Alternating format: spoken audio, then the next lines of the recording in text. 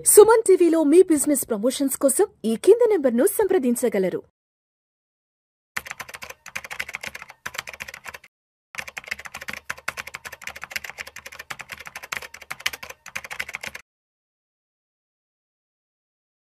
నమస్తే, welcome to Suman TV. నేను విష్ణు. ప్రస్తుతంతో పాటు senior stock market analyst Ramachandramurthy గారు ఉన్నారు. సార్తో మాట్లాడదాం.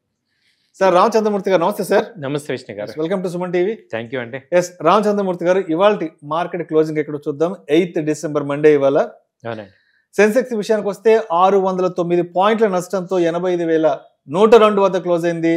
నిఫ్టీ విషయానికి వస్తే 225 పాయింట్ల నష్టంతో 25,960 వద్ద క్లోజ్ అయింది. ఇవాళ ఆల్మోస్ట్ సార్ ఇవాళ ఒక్కరోజు 7 లక్షల కోట్ల రూపాయల సంపద ఆవిరైపోయింది.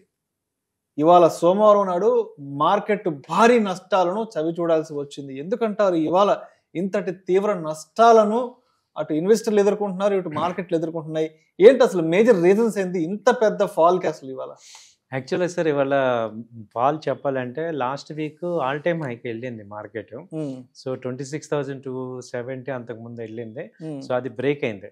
సో జనరల్గా ఏమవుతుందంటే ఆల్ టైమ్ హై వెళ్ళాక కొంత ప్రాఫిట్ బుకింగ్ జరుగుతుంది. ఇప్పుడు ఏమైందంటే ఇవాళ ఒక్కరోజే విపరీతమైన ప్రాఫిట్ బుకింగ్ జరగటం, ప్లస్ ఇండిగో షేర్ ఒకటి పియర్ అవటం, ఆ కంపెనీ యొక్క మొన్నపల్లి 65% షేర్ ఉంది. అలాగే దాదాపు 1000 ఫ్లైట్స్ లాస్ట్ వన్ డే నుంచి క్యాన్సిల్ అవటం, దానివల్ల విపరీతమైన ఇంటర్ రిలేటెడ్ ఇష్యూస్ రావటం వల్ల ఏమైందంటే ఒకసారిగా ఇన్వెస్టర్స్ కూడా పెద్ద ఎత్తున ఇండిగో మీద నెగిటివ్ అవటం, అలాగే ఈ నెగిటివిటీ స్ప్రెడ్ అయిపోయింది లాస్ట్ 2 days నుంచి. సాటర్డే సండే బాగా స్ప్రెడ్ అయిపోయి ఒక రకమైన ఆందోళనకు వచ్చేసారు వీళ్ళు. సో దాంతో అదొక యాక్టివిటీ అవుతుంది. తర్వాత రూపీ ఫాల్ అవటం, మేజర్గా 5 ఫ్యాక్టర్స్లో 3వ ఫ్యాక్టర్ రూపీ ఫాల్ అవటం. రూపీ అయితే 90కి వచ్చింది. ఆర్బీఐ కూడా ఏం ఇంటర్ఫీర్ అవ్వలేదు. నిన్నైతే ఆర్బీఐ పాజిటివ్ గానే రేట్ కట్ చేసింది, అక్కడ వరకు పాజిటివ్, కానీ ఈ రూపీ విషయంలో ఏమి స్టేట్మెంట్ ఇవ్వలేదు. ఎందుకంటే 90 దాకా వెళ్ళిపోయిందంటే అదొక పెద్ద క్రూషియల్ మ్యాటర్. సో దాని వల్ల చాలా ఇంపాక్ట్ అవుతుంది. తర్వాత ఈ యుఎస్ ఇండియా ట్రేడ్ డీల్ ఇంకా వర్కౌట్ అవ్వలేదు. ఇప్పుడు రేపు 10-11 తారీఖులో వాళ్ళు వస్తున్నారు. ఇండియన్ గవర్నమెంట్ కరెక్ట్గా యాక్షన్ తీసుకోవట్లేదు ఈ యొక్క ట్రేడ్ నెగోషియేషన్. దానివల్ల ఇప్పుడు Q3 రిజల్ట్స్ అన్ని కూడా నెగిటివ్ అవుతాయి అనేది ఒకటి పెద్ద ఎత్తున ఉంది. ఈ కార్పొరేట్ కంపెనీస్ అన్నిటికీ కూడా ఈసారి రిజల్ట్స్ లో పెద్ద తేడా వచ్చేటట్టు ఉంది అనేది న్యూస్ ఉంది. అలాగే రేపు 10-11 తారీఖులో ఆర్బీఐ అదే ఇంటర్నేషనల్ గా ఫెడ్ మీట్ 9th ఉంది. వాళ్ళు కూడా రేట్ కట్ చేస్తారని ఎక్స్పెక్ట్ చేస్తున్నారు. దానివల్ల ఏమవుతుందంటే ఇంకా యుఎస్ డాలర్ స్ట్రాంగ్ అవుతుంది. సో ఎప్పుడైతే డాలర్ స్ట్రాంగ్ అవుతుందో మళ్ళీ రూపీ వీక్ అవటం, కానీ తర్వాత FIS విపరీతమైన సెల్లింగ్ లో ఉన్నారు. మొన్న శుక్రవారం నాడు ఆల్మోస్ట్ 438 కోట్ల రూపాయలు సెల్ ఆఫ్ చేస్తారు శుక్రవారం. ఆ ఎఫెక్ట్ మండే కూడా క్యారీ అయింది. ఇవాళ కూడా దాదాపు 500 crores దాకా సెల్ ఆఫ్ అయ్యింది. సో ఇంకోటి ఏంటంటే డిసెంబర్ లో 3rd వీక్ నుంచి క్రిస్మస్ ఉంటది కాబట్టి వీళ్ళు యుఎస్ లో బిగ్గెస్ట్ సెలబ్రేషన్స్ కాబట్టి వీళ్ళందరూ ఫండ్స్ అన్ని కూడా విత్డ్రా చేసుకుంటారు. మ్యూచువల్ ఫండ్స్ కూడా ఎక్కువ రిడెంప్షన్ జరుగుతుంటాయి ఈ వీక్ లో. సో కాబట్టి ఇవన్నీ కలిపి ఒకసారి కలిసి వచ్చి యాడ్ అయినాయి, ఫ్యూయల్ యాడ్ అయ్యి మార్కెట్స్ డౌన్ అయినాయి. ఇవాళ మనం ఇంకా డీటెయిల్ గా చూసుకుంటే బాగా ఫాల్ అయింది. BEL 5% దాకా ఫాల్ అయింది. అలాగే JSW స్టీల్ 4% ఫాల్ అయింది. సో నిఫ్టీ టాప్ 50లో ఇండస్ఇండ్ బ్యాంక్ చూసుకుంటే 3%. హీరో మోటార్ మొన్నటి దాకా మంచి ర్యాలీలో ఉంది, అది ఇప్పుడు 3% ఫాల్ అయింది వాళ్ళ ఒక్కరోజే. అలాగే జియో ఫైనాన్స్ కానీ, నెస్లే కానీ, బజాజ్ ఫైనాన్స్ ఇవన్నీ కూడా 2%, 2.5% దాకా ఫాల్ అయినాయి. Even Adani port, Adani enterprises ఇవన్నీ కూడా 2% ఫాల్ అయినాయి. మేజర్గా ఇంకా అపోలో హాస్పిటల్స్ కానీ, Kotak bank, Bajaj auto, Eicher motor ఇవన్నీ 1.5% అలా ఫాల్ అయింది. సెన్సెక్స్లో అసలు ఇవాళ క్లోజ్ పాజిటివ్లో ఉంది. ఓన్లీ టెక్ మహీంద్రా ఒకటి, విప్రో ఒకటే. మిగతా 50 స్టాక్స్లో 48 స్టాక్స్ రెడ్లో ఉన్నాయి. సో ఇది ఇవాళ ఎప్పుడు జరగదు ఇలాంటిది. అంటే పర్టికులర్గా స్టాక్స్ విషయానికి వస్తే ఇవాళ జరిగిన ఫాల్లో అంటే హెవీ సెల్లింగ్ వచ్చేసి ఇవాళ ఎక్కువగా small and mid cap selling. ఏంటి రీజన్ పర్టికులర్గా ఆ 2 సెగ్మెంట్స్ లో? స్మాల్ అండ్ మిడ్ క్యాప్ లో మేజర్ గా ఏమైందంటే సార్ లాస్ట్ మంత్ కొంచెం పాజిటివ్ ఉంది. సో మా పాజిటివ్ ఉండి ఇప్పుడున్న నెగిటివ్ న్యూస్కి ఏమవుతుందంటే ఇంతకు మించి పెరగదు అనే ఒక అంచనాకు వచ్చేసి వాళ్ళు సెల్లింగ్లోకి వచ్చారు. ఉన్న ప్రాఫిట్స్ బుక్ చేసుకుందాను. మేజర్ ఎఫెక్ట్ అయితే స్మాల్ అండ్ మిడ్ క్యాప్ జరిగింది. అయితే ఏంటంటే ఇప్పుడు ఇవాళ ఒక రోజు ఫాల్ అయినంత మాత్రాన ఏమీ అయిపోయేది ఏమి లేదు. మళ్ళీ మనకి ఏంటంటే ఎఫ్ఐఎస్ ఒకవేళ వెళ్ళిపోయిన లాస్ట్ 1 year నుంచి కూడా ఈ ఇయర్ అంతా జరిగేది ఏంటంటే ఎవ్రీ 300-400 points డౌన్ అయితే మళ్ళీ వీకెండ్ కల్లా నార్మల్ అవుతుంది. సో హెవీగా మనం టెన్షన్ పడాల్సిన ఏం లేదు. డేటా చెప్పేది ఏంటంటే ఇవాళకే జరిగింది. యాక్చువల్గా ఇంటర్నేషనల్ కూడా కొంచెం డౌన్ ఉంది, ఇవాళ ఏషియన్ మార్కెట్స్ కూడా డౌన్ ఉంది, అన్ని కలిసి వచ్చాయి. బట్ ఇది కంటిన్యూ అవ్వకపోవచ్చు, మళ్ళీ పుల్ బ్యాక్ వస్తూ ఉంటుంది. సో రీటైల్ క్లయింట్స్ అందరూ ఒక హై లెవెల్లోకి వెళ్ళింది కాబట్టి ప్రాఫిట్ బుకింగ్ జరిగింది. సో మళ్ళీ నార్మల్ అవుతాయి, ఎందుకంటే టెన్షన్ పడాల్సిన ఏం లేదు. లాస్ట్ టైం 25,700 ఆ రేంజ్ మేజర్ సపోర్ట్ తీసుకుంది నిఫ్టీకి. ఇప్పుడు కూడా అంతే 25 ఇప్పుడు 25,900 ఆ రేంజ్ ఉంది. ఇంకో 200 points రేపు వెళ్ళి డౌన్ అయినా మేజర్గా అక్కడ మళ్ళీ సపోర్ట్స్ ఉన్నాయి. ఈవెన్ బ్యాంక్ నిఫ్టీ కూడా 59,000 ఆ రేంజ్లో మేజర్ సపోర్ట్స్ ఉన్నాయి. సో దీన్ని ఇవన్నీ ఏమైందంటే మనం లాస్ట్ జూన్ నుంచి చూస్తున్నాం కదా సార్, జూన్ నుంచి ఈ టారిఫ్స్ ఎఫెక్ట్, మళ్ళీ దిద్దుబాటు చర్యలు జరగటం, మళ్ళీ మార్కెట్ స్కోప్ అప్ అవటం, ఇవన్నీ చూస్తున్నాం కాబట్టి పెద్ద భయపడాల్సిన అవసరం లేదని నా ఉద్దేశం. అండ్ అదేవిధంగా ఇండియా విఎక్స్ పరిస్థితి ఏంటి అసలు? విక్స్ కూడా ఇది 17-20 ఆ రేంజ్ ప్రెసెంట్ అలా ఉంది. సో విక్స్ కనుక ఇప్పుడు 20 దాటి వెళ్తుంటే అప్పుడు డేంజర్ జోన్ లోకి వెళ్ళినట్టు. 40 ఆ రేంజ్కి వెళ్ళిందంటే ఇంకా బాగా బేర్ గ్రిప్ లోకి వెళ్ళిందంట. సో ఇప్పుడు విక్స్ వచ్చి ప్రెసెంట్ 16-20 బిలోనే ఉంది కాబట్టి విక్స్ పెద్ద వోలటైలిటీ ఇండెక్స్ అంటాం. అదేమి ఇంకా మొమెంట్ ఇంకా క్యాచ్ అవ్వాలి. ఇవాళ ఒక్కరోజే కదా జరిగింది, మొన్నటి దాకా కూడా ఆల్ టైమ్ హైలో ఉంది సార్.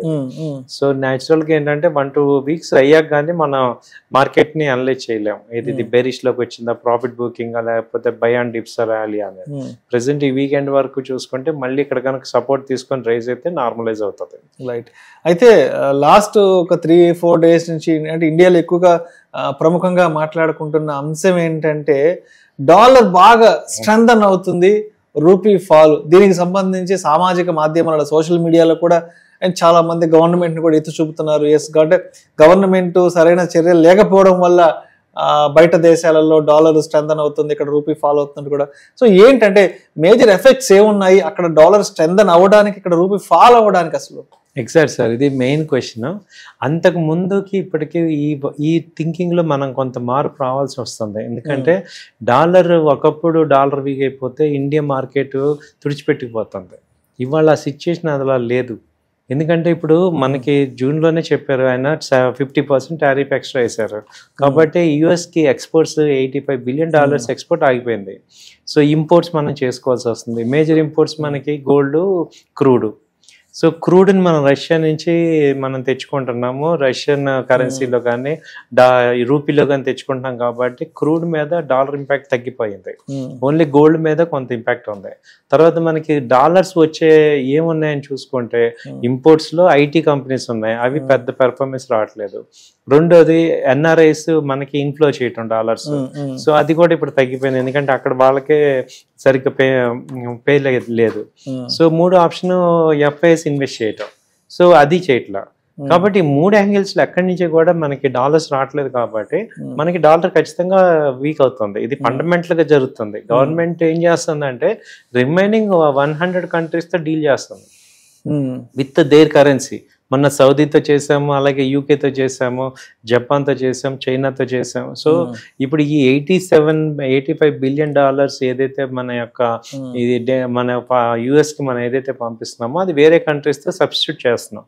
ఇది కొంత టైం పడుతుంది. బట్ ఎందుకంటే ఒకసారి అంటే గవర్నమెంట్ పాయింట్ ఆఫ్ వ్యూలో ఆలోచిస్తే నాకు అర్థమవుతుంది ఏంటంటే ఇప్పుడు ట్రంప్ గారితో కనుక నెగోషియేషన్ స్టార్ట్ చేసామంటే ఇండియా వీక్ అయిపోతుంది. సో వాళ్ళు కావాలని ఇంకా అడిషనల్ గా చేసే అవకాశం ఉంది కాబట్టి వీళ్ళు గవర్నమెంట్ వాంటెడ్ గా మౌనంగా ఉంది, వాళ్ళు అదర్ ఆల్టర్నేటివ్ చూస్తున్నారు. కాబట్టి వాళ్ళు మనం అర్థం చేసుకోవాల్సింది ఏంటంటే అమెరికా మార్కెట్ లో ఇండియాలో ఇన్వెస్ట్ అయిపోతే ఏమవదు, అమెరికన్స్ ఎవరు ఇన్వెస్ట్ అయిపోయినా వాళ్ళతో ఎటువంటి డీలింగ్ జరగకపోయినా ఇండియా ఏమవుతుంది అనేది ఇప్పుడు మనకు అర్థమవుతుంది. ఈవెన్ ఇంత వరస్ట్ కండిషన్ లో కూడా stock market all time high వెళ్ళిందంటే we're not depend on US. So యుఎస్తో కానీ యుఎస్ డాలర్తో కానీ ఇండియా డిపెండెన్స్ లేదనేది ఇక్కడ క్లియర్ అవుతుంది.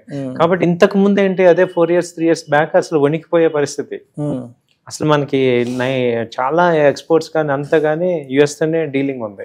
ఈవెన్ ఇవాళ ఏంటంటే ఇంకా స్లోగా ఒక 3-4 yearsలో యుఎస్లో వెళ్ళాల్సిన మాన్యా కూడా తగ్గిపోతుంది. మన వాళ్ళందరూ క్రేజ్ కూడా తగ్గే ఛాన్సెస్ కూడా కనపడుతుంది. ఎందుకంటే ఆల్టర్నేటివ్ చూసుకోవటం అంటే వాళ్ళకి కూడా మన మీద డిపెండెన్సీ ఉంది అనేది వాళ్ళు అర్థం చేసుకొని వాళ్ళ నెగోసియేషన్ రావాలనే పాయింట్ ఇప్పుడు ఎక్కువ ఇండియా గవర్నమెంట్ చూస్తున్నారు.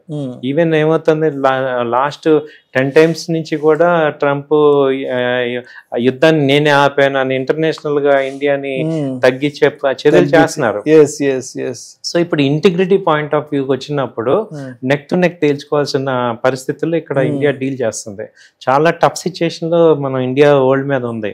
ఎందుకంటే నిన్నగా మొన్న ఇప్పుడు యుఎస్ ట్రంప్ గారితో కనుక ఎటువంటి పరిస్థితుల్లో కనుక కాళ్ళబేరానికి వచ్చినట్టు అయిపోతుంది ఇప్పుడు కనుక నెగోషియేషన్ చేసుకుంటే. కాబట్టి వెయిట్ అండ్ వాచ్ ధోరణి అవలంబిస్తున్నారు. సో ఇది తగ్గిన ఏంటంటే ఇవాళ నేను అర్థం చేసుకుంది ఎకానమిస్ట్ చదివి నాకు కూడా లాస్ట్ 1 week నుంచి ఇదే చూశాక నేను డిఫరెంట్ స్కాలర్స్ యొక్క ఒపీనియన్స్ తీసుకున్నాక నాకు అర్థమైంది ఏంటంటే ఇప్పుడు పౌండ్ ఉంది 120, 110, 115 ఉంది. జపాన్ యుఎన్ ఇండియా జపాన్ ఉంది, అది కూడా అంతే ఉంది. సో అలాగే ఇది వన్ ఆఫ్ ద కరెన్సీ లాగా అయిపోయింది తప్ప ఇప్పుడు ఓన్లీ యుఎస్ డాలర్ అనేది ఇంపాక్ట్ అయితే ఇండియాకి ఎకానమీకి వచ్చిన నష్టం ఏమీ లేదనేది క్లియర్ గా అర్థమవుతుంది. రైట్. సో ఈవెన్ ఇంకా ఏమైందంటే ఎక్స్పోర్ట్స్ పెరిగాయి మనకి. లాస్ట్ టైం యాక్చువల్ గా ఎక్స్పోర్ట్స్ తగ్గాలి, డేటా చూసుకుంటే ఎక్స్పోర్ట్ పెరిగింది, జీడిపి పెరిగింది. సో ఇండియన్ కంపెనీ గ్రోత్ ఆగట్లే, 8.5 జీడిపి ఎక్స్పెక్టేషన్ నిన్న ఇచ్చారు. కాబట్టి యుఎస్ మీద వీఆర్ నాట్ డిపెండెంట్. ఎఫ్ఐఎస్ వెళ్ళిపోతున్నా వీఆర్ పట్టించుకోవట్లేదు. ఎఫ్ఐఎస్ వెళ్తున్నారంటే డాలర్స్ వెళ్ళిపోతున్నాయి, కాబట్టి రూపీ వీక్ అవుతుంది. బట్ రూపీ వీక్ అనేది ఇప్పుడు యుఎస్ ని బేస్ చేసుకొని పెట్టుకోవాల్సిన అవసరం లేదనేది ఇప్పుడు నెక్స్ట్ మనం చూడాల్సిన పాయింట్. రైట్. సో అయితే ఇప్పుడు రేపు December 9th ట్యూస్డేకి మరి ఫెడ్ మీటింగ్ కూడా ఉంది కాబట్టి, అండ్ అంటే ఇంకా రేపటి పర్టికులర్గా ఇంకా ఏదైనా వాలటాలిటీ ఏదైనా చూసే అవకాశం ఉందంటారా, లేదంటే ఏదైనా పాజిటివిటీగా మార్కెట్లో వెళ్ళే అవకాశం ఉందా? రేపటికి ఇన్వెస్టర్లు కానీ ట్రేడర్స్ కానీ ఎటువంటి ప్రికాషన్స్ తీసుకోవాలి మార్కెట్ ఓపెనింగ్ టైంకి? ఇది ఇంపార్టెంట్ సార్. యాక్చువల్గా ఏంటంటే ఎప్పుడైతే ఫస్ట్ వాళ్ళ కనుక ఎప్పుడైతే బాగా సెల్లింగ్ జరిగిందో అది రేపు మార్కెట్లో కంటిన్యూ అవుతుంది. ఫస్ట్ హాఫ్ కంటిన్యూ అవుతుంది. సో రేపు గ్యాప్ డౌన్ అవుతుంది, బట్ వి షేప్ లో మళ్ళీ ఆఫ్టర్ 12 o'clock 1 o'clock నుంచి అక్కడి నుంచి సపోర్ట్ తీసుకుంటుంది. కాబట్టి సెకండ్ హాఫ్ బయింగ్ చేసుకోవాలి. ఫస్ట్ హాఫ్ ట్రేడర్స్ అందరూ కూడా వెయిట్ చేయండి. సెల్లింగ్ చేయలేం, బయింగ్ చేయలేం, వెయిట్ చేసి డౌన్ సైడ్ బయింగ్ లోకి రావచ్చు. Right sir. Thank you sir. Thank you so much.